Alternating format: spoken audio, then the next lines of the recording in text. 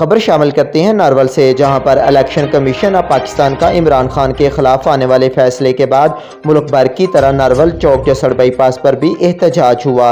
एहतजाजी car पर police भी मौके पर पहुंच गई। एहतजाजी शुरा ने रोड के दोनों अतराफ को बंद कर दिया, जिससे ट्रैफिक ब्लॉक हो गई।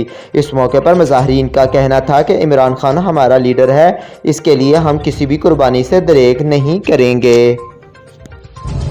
जी, हमारी ज़िले के अदर राना लाल बाजा साहब नदीम निसार साहब हमारे साथ हैं। इंशाअल्लाह आज के फैसले को कोई पाकिस्तानी नहीं मान रहा, ना कोई मान सकता है। फजूल फैसला है ये। इलेक्शन कमिश्नर बिल्कुल ही एक फजूल इंसान है। ये PDM का एक पार्टी बना हुआ है। सो कोई पाकिस्तानी इसको नहीं मानता। ये जितने भी लोग हैं, आप किसी से भी पूछ के देख लें तो उनको मानने को कोई तैयार नहीं है।